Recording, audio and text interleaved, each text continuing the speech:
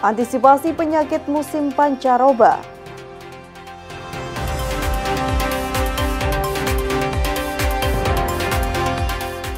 Kontes mobil hemat energi.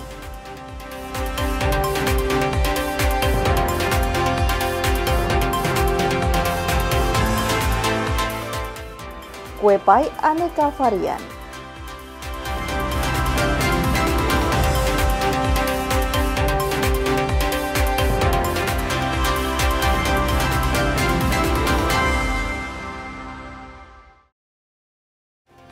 Selamat pagi saudara, Kompas Madiun hari ini hadir dengan beragam informasi penting dan menarik. Selain 3 sorotan tadi, sejumlah informasi penting dan menarik lainnya akan kami sajikan dalam Kompas Madiun hari ini. Selama 30 menit ke depan bersama saya Amanda Lia, inilah Kompas Madiun selengkapnya di Kompas TV, independen terpercaya.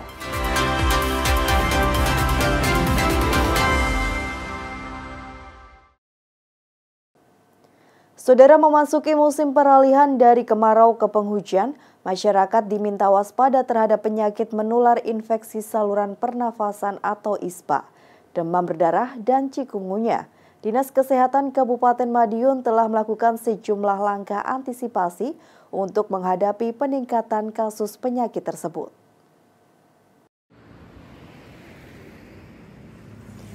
Memasuki peralihan musim dari kemarau ke musim penghujan, Dinas Kesehatan Kabupaten Madiun, Jawa Timur mengimbau masyarakat selalu waspada terhadap kemunculan sejumlah penyakit.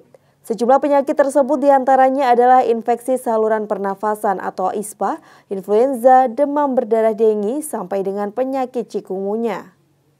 Sebagai langkah antisipasi, Dinas Kesehatan Kabupaten Madiun mulai melakukan upaya pencegahan melalui sistem kewaspadaan dini respon cepat atau SKDR di setiap puskesmas. Selain itu, masyarakat juga diedukasi melalui lintas program promosi kesehatan agar menerapkan pola hidup bersih dan sehat, pemberantasan sarang nyamuk, serta konsumsi makanan bergizi sehat. Sementara pada tahun ini Dinas Kesehatan melakukan pengadaan Rapid Diagnosa Test atau RDT dengue, sehingga jika ada masyarakat dengan gejala demam dapat langsung dilakukan pemeriksaan di puskesmas. Jadi, sebenarnya dalam musim peralihan ini tidak hanya ISPA yang perlu diwaspadai, memang kadang ISPA atau influenza atau ILI itu banyak terjadi karena masa peralihan musim pancaroba ini.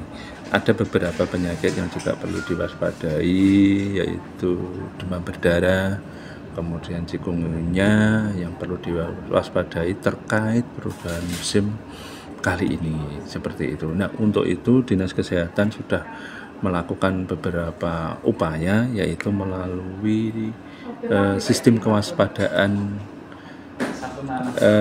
dini respon cepat SKDR. Nah, SKDR itu ada di setiap puskesmas. Jadi ketika ada kejadian panas ILI yang meningkat di suatu puskesmas, itu dilaporkan secepatnya di Dinas Kesehatan sehingga nanti kita bisa mengantisipasi.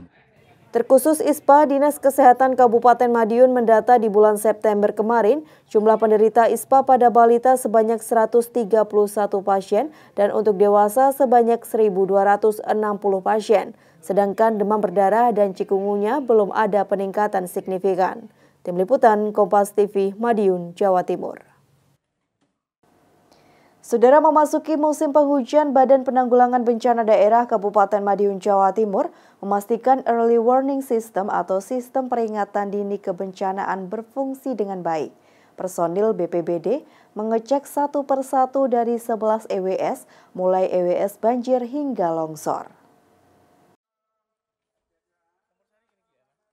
Memasuki musim hujan, personil Badan Penanggulangan Bencana Daerah atau BPBD Kabupaten Madiun, Jawa Timur mengecek satu persatu peralatan Early Warning System atau EWS kebencanaan.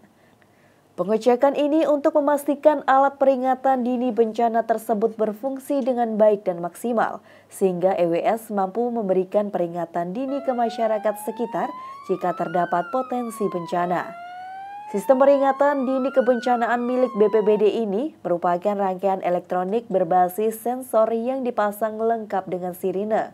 EWS difungsikan mengukur ketinggian air dan memantau pergerakan tanah. EWS dipasang di wilayah yang berkategori rawan bencana seperti banjir dan tanah longsor. Alat ini sebagai indikator awal agar masyarakat lebih siaga jika terdapat tanda-tanda tentang bencana.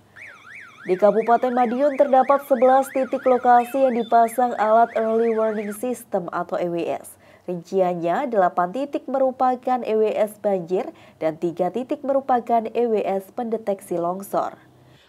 Untuk alat kami yang 11 titik, yang 8 itu untuk banjir dan yang 3 itu untuk longsor. Karena kami juga setiap bulan, setiap tanggal 26 itu kami rutin. Insya Allah untuk kesiapsiagaan sudah maksimal. Jadi setiap mungkin ada deteksi dini kebencanaan, khususnya di WS kami ini yang berada di Mejasari ini, kalau memang ada indikatornya sudah ada menyentuh air, mungkin sudah langsung alarmnya langsung bunyi dan untuk kesiapsiagaan masyarakat di sekitar warga sudah istilahnya sudah akan siap untuk adanya bencana tersebut. Selain EWS, seluruh personil BPBD kini juga disiagakan termasuk sarana dan prasarananya.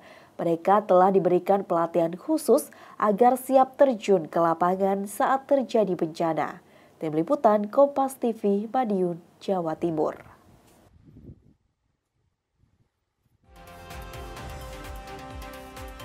Saudara, kami akan kembali dengan informasi seorang ibu rumah tangga di Kabupaten Madiun, Jawa Timur, sukses usaha produksi kue pai aneka rasa dan varian. Pembuatannya laris hingga ke berbagai daerah. Sesaat lagi usai jeda berikut.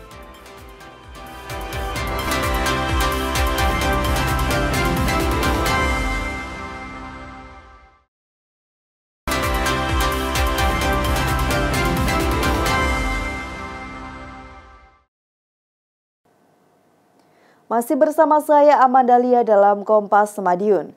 Saudara, sejak sepekan terakhir harga cabai di tingkat petani di Kediri, Jawa Timur turun. Anjloknya harga cabai ini akibat banyaknya hasil panen dan kualitas cabai yang jelek. Akibatnya petani cabai harus menelan kerugian. Keresahan kini dialami oleh petani cabai di Kecamatan Ngasem, Kabupaten Kediri. Mereka mengeluh lantaran harga cabai rawit turun di angka Rp16.000 per kilogramnya. Petani menduga turunnya harga cabai akibat melimpahnya stok serta buruknya kualitas cabai. Hal itu karena akibat cuaca buruk belakangan ini yang berdampak pada rusaknya hasil panen petani. Untuk menekan angka kerugian, petani terpaksa tidak menggunakan jasa buruh petik. Petani mengaku dalam satu kali petik hanya mendapatkan 2 kg cabai rawit. Sebelumnya harga cabai di angka Rp25.000 per kilogramnya, namun secara berangsur turun hingga di angka Rp16.000 per kilogram. 16.000. Itu sejak kapan, Bu? 1 minggu. 1 minggu. Bu? Ya rugi, kurang. Karena apa, Bu? Ya pupuknya mahal, perawatannya kan sulit. Terus saat ini kalau di harga 16.000 bagaimana, Bu? Pakai jasa petik apa enggak, Bu? Enggak. Kenapa, Bu? Ya enggak bisa bayar. Oh, enggak bisa bayar. Petani berharap agar pemerintah secepatnya menstabilkan harga cabai agar kerugian yang dialami petani tidak parah lagi. Tim Liputan Kompas TV Kediri, Jawa Timur. Saudara, penurunan harga eceran tertinggi pupuk bersubsidi pemerintah disambut baik petani di Kabupaten Madiun, Jawa Timur. Sementara stok pupuk di Gudang Pupuk Indonesia Madiun saat ini dinilai aman hingga akhir tahun. Penurunan harga eceran tertinggi pupuk bersubsidi pemerintah disambut baik oleh petani di Kabupaten Madiun, Jawa Timur. Pupuk dengan harga murah sangat diperlukan petani untuk meningkatkan produktivitas tanaman pertanian. Salah satu petani padi mengatakan kebijakan pemerintah dalam menurunkan harga eceran tertinggi pupuk bersubsidi dinilai tepat, karena pupuk non-subsidi harganya jauh lebih mahal dibandingkan pupuk bersubsidi. Lumayan, tapi harga gabah ya harus dinaikkan. Oh gitu. Ini untuk yang dibutuhkan petani pupuk apa aja, Pak, biasanya, Pak? Ya urea, sita, sama anu niku 36 ya. Berarti untuk kebijakan pemerintah menurunkan harga pupuk ini tepat nggak, Pak? Ya tepat nih. Kalau harapannya gimana? Produktivitas padi meningkat atau gimana, Pak? Ya harus meningkat, Pak. Seberapa penting, Pak, pupuk bersubsidi, Pak, bagi Ya, petani? penting, Pak. Non separuh harga loh, Pak, harganya. Ya. Sementara stok pupuk bersubsidi pemerintah di gudang pupuk Indonesia Madiun masih dipastikan aman sampai akhir tahun 2025. Ada 4 jenis pupuk subsidi yang ada di gudang, diantaranya pupuk urea, NPK, NPK formula khusus, dan petrogenik. Untuk stok per hari ini kita ada kurang lebih all item semua pupuk jenis pupuk bersubsidi kurang lebih ada 1.200 ton yang mengampu nanti di kota dan Kabupaten Madiun.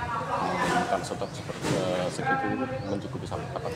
Ini kecukupan untuk akhir tahun ini, Pak. Jadi stok ini mengampu untuk akhir tahun ini. Ada 4 jenis pupuk subsidi yang mungkin di kota dan Kabupaten Madiun, yaitu ada urea, NPK, NPK formula khusus, sama petrogenik.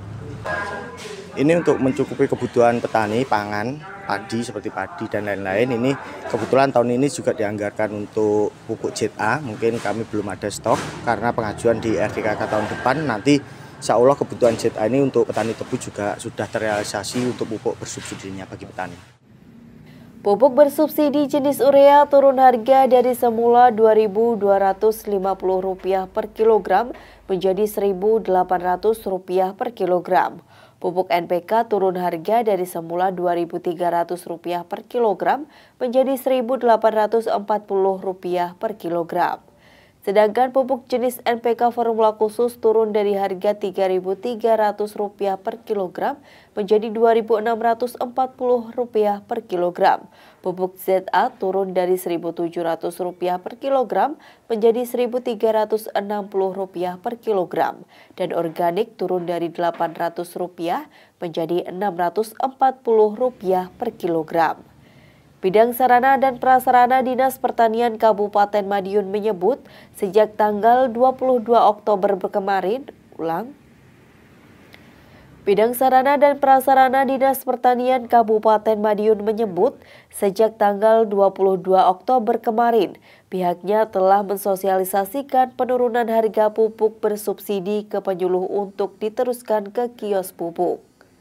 Mulai tertanggal 22 bulan Oktober ini kita mendapatkan surat edaran itu keputusan Menteri Pertanian nomor 1117 tahun 2025 tentang perubahan atas keputusan Menteri nomor 800 tahun 2025. Jadi pada intinya pupuk bersubsidi ada penurunan harga. Sementara data bidang prasarana dan sarana Disperta Kabupaten Madiun, total serapan pupuk bersubsidi kini mencapai 73,77% dari alokasi. Dengan adanya penurunan harga eceran tertinggi pupuk bersubsidi ini, harapannya produktivitas tanaman pertanian bisa lebih meningkat.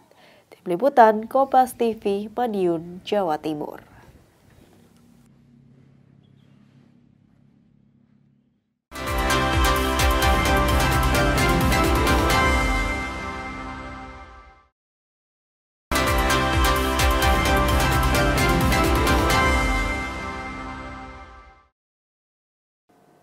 Tingkatkan inovasi dan kreativitas peternak domba, pemerintah desa di Jember, Jawa Timur gelar Domba Fashion Karnaval. Kegiatan ini untuk mendongkrak nilai jual serta mengenalkan desa sebagai sentra peternak domba. Fashion show domba ini digelar di Desa Suco, Kecamatan Mombelusari, Kabupaten Jember, Jawa Timur pada Kamis pagi. Ada 15 ekor domba yang ikut pertunjukan busana ini. Sebelumnya, mereka ikut seleksi dan harus lolos. Domba-domba ini berasal dari ras berbeda, ada merino, dorper, dan lokal. Domba dihias dengan kostum unik dan berjalan di atas panggung bersama pemiliknya. Tak hanya menjadi hiburan, kegiatan ini jadi ajang kreativitas dan inovasi peternak untuk meningkatkan harga domba di pasaran. Kegiatan ini juga untuk mengembangkan Desa Suco sebagai sentra peternak domba dan desa dengan ketahanan pangan. Kami berharap menjadi sebuah semangat kepada masyarakat di mana dalam keseharian dapat merawat dengan baik, dapat memberikan kasih sayang dengan baik kepada peternakan yang dimiliki.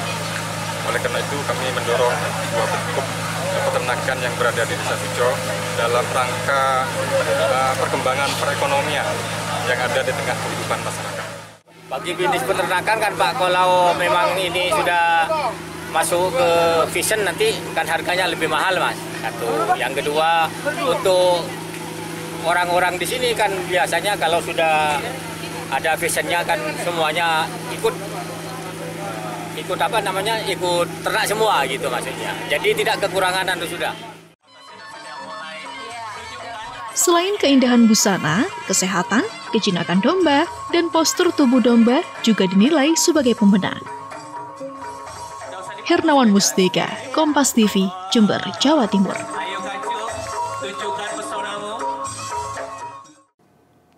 Puluhan mobil hemat energi karya mahasiswa dari perguruan tinggi seluruh Indonesia ikut kontes mobil hemat energi di Jember, Jawa Timur. Ajang ini untuk meningkatkan inovasi dan kreativitas mahasiswa dalam menciptakan kendaraan hemat energi dan ramah lingkungan. 68 tim dari 44 perguruan tinggi negeri dan swasta di Indonesia unjuk kreativitas dan inovasi di sirkuit Double W kampus Universitas Jember, Jawa Timur.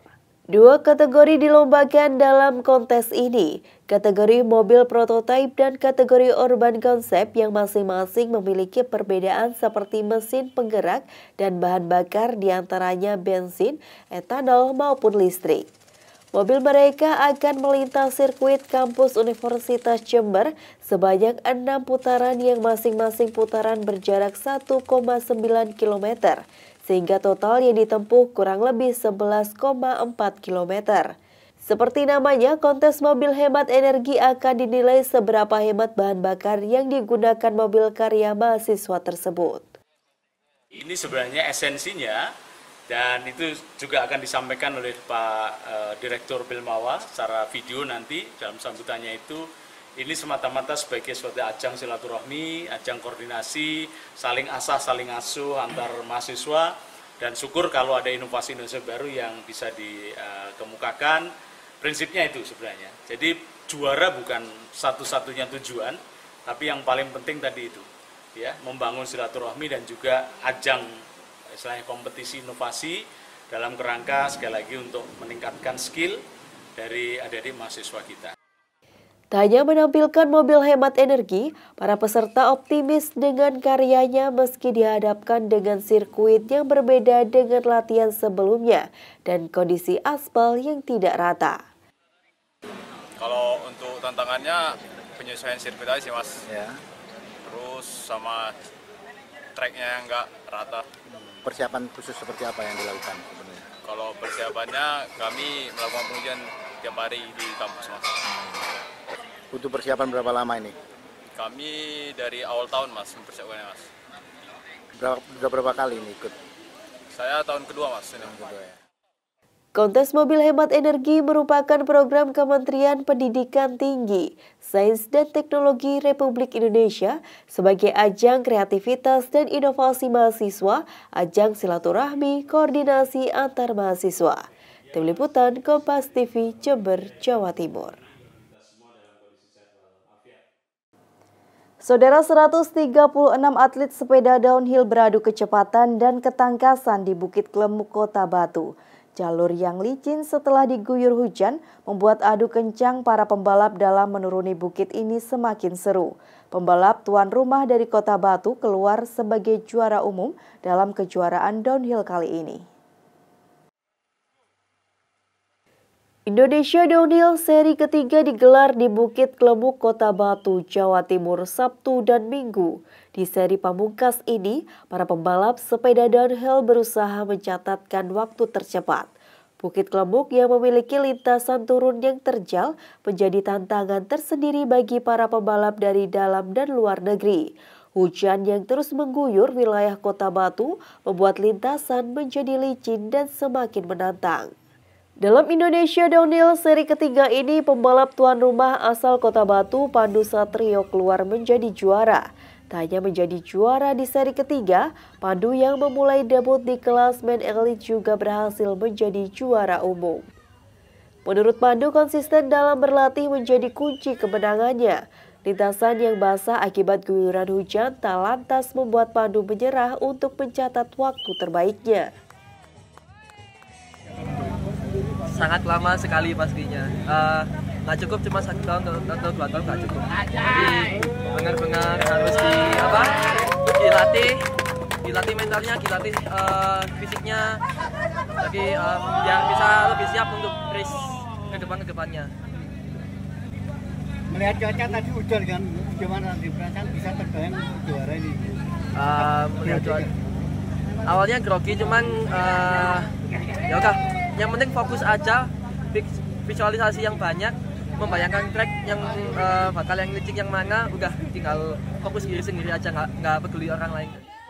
Sementara itu, dari kelas Women Elite, pembalap Rizka Amelia mengaku Indonesia Downhill di Kota Batu kali ini sangat menantang karena saat turun, Rizka harus melewati lintasan yang basah akibat hujan. Dalam gelaran kali ini, Rizka harus puas di posisi kedua. Alhamdulillah, final run hari ini lancar. Ya, meskipun saya kan start paling terakhir dan terkena hujan sampai setengah trek itu, jadi benar-benar dari start sampai tengah-tengah aku lumayan banyak kontrol karena tanah yang mengkilat licin. Lalu itu sampai negative section, terus setelah negative section aku baru bisa gas karena hujannya cuma sampai situ. Selain sebagai ajang pembuktian prestasi para pembalap, gelaran Indonesia Downhill ini juga sebagai pemanasan bagi beberapa atlet sebelum berlaga dalam SEA Games nanti. Tim Liputan Kompas TV, Batu, Jawa Timur.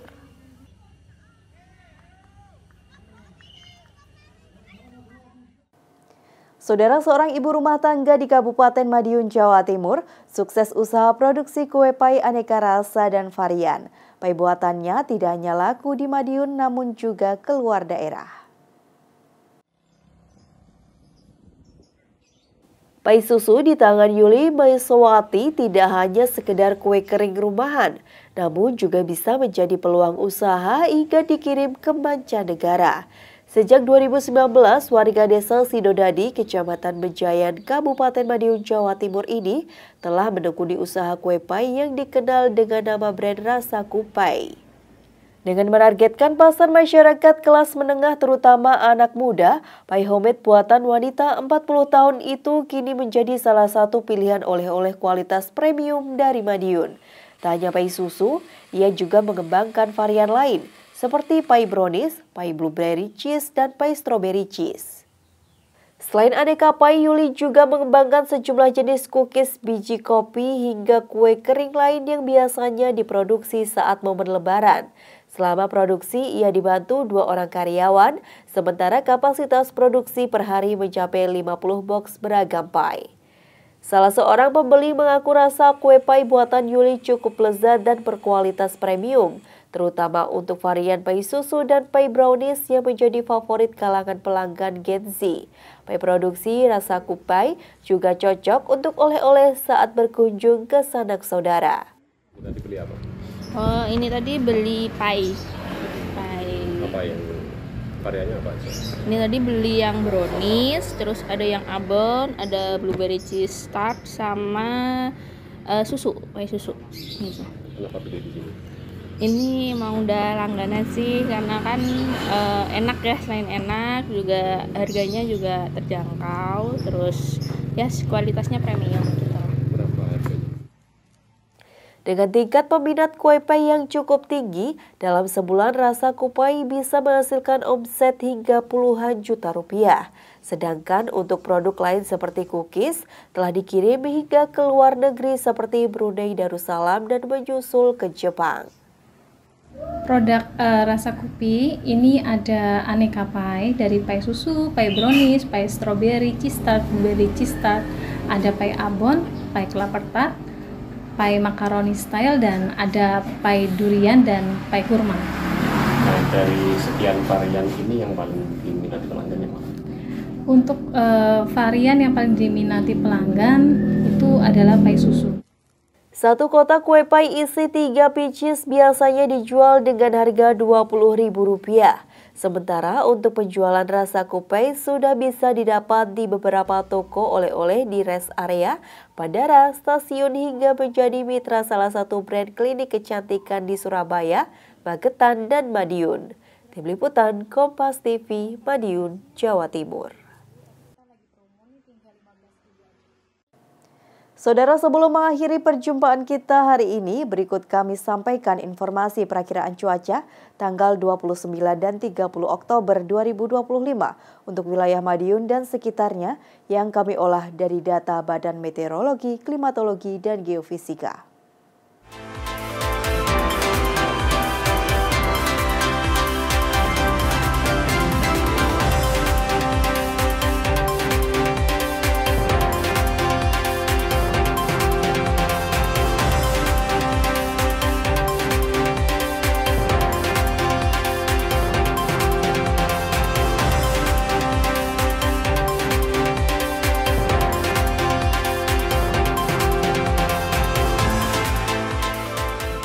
Sampai di sini Kompas Madiun hari ini. Saya Amandalia mewakili seluruh tim redaksi yang bertugas undur diri dan berterima kasih atas perhatian Anda. Tetap saksikan rangkaian program berita di Kompas TV, independen, terpercaya.